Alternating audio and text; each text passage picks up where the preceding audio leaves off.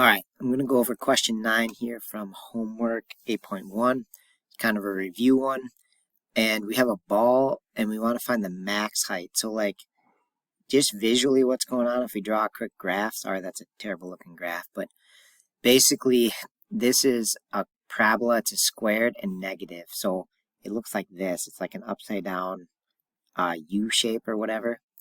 And so we want to find the max height, which is right here. So like h is like our y variable and t time is like our x variable. You can see we got t squared there. It's kind of like x squared. So we really were trying to find this point. Okay, and there's two ways to do this. I think the easiest is just to use a graphing calculator. All right. And if you don't, you got to remember a formula. But if you have a graphing calculator, I would just go into y equals and type it in. So negative 16, and instead of t, I'm going to use x, second squared, and then I think it was plus 96x, I think. Make sure I got that number right. Yeah, 96x. Okay, and then I'm going to hit graph. And then the only problem is it goes way off the graph. So we know it looks like that shape we were talking about, but the vertex is way up high up here. So we've actually got to change this screen is set on like a Y max and a min. And so if we hit the window, we can make our Y max something more. And we could base it off the answer choices, but I think, like 2000 is a bit much maybe. Right, because this is a multiple choice, but I think 200 is a good guess here. And then go back to our graph. Now we can see we're up higher, and then we can see this point. And so the easiest way to find it is probably hit this trace key, and you can trace along the graph, and you can see the XY coordinates down here at the bottom. Right, and so I'm just going to trace until I get to the highest point. Okay, and hopefully, it gets us in the ballpark. It's like right around 144. It looks like 143 and change maybe. But I think the highest, based on the answer choices, the best answer to that then has got to be this 144. Okay, so I'm just using the graph and just tracing it like that, and that's going to be our max height right there.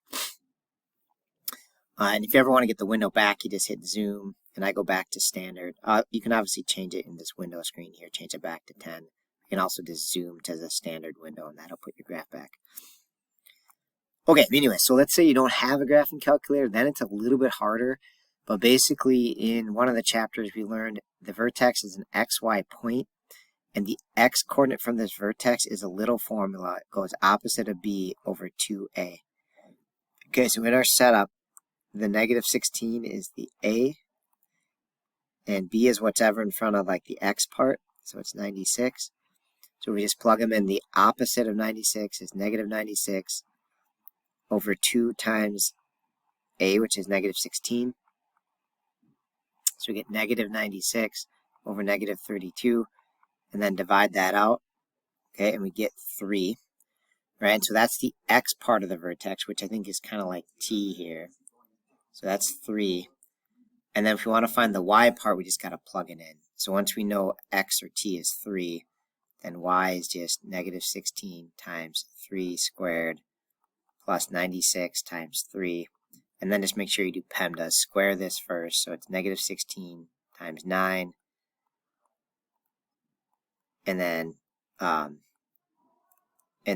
go from there. So I think this is going to be negative 144 plus 396's is 288.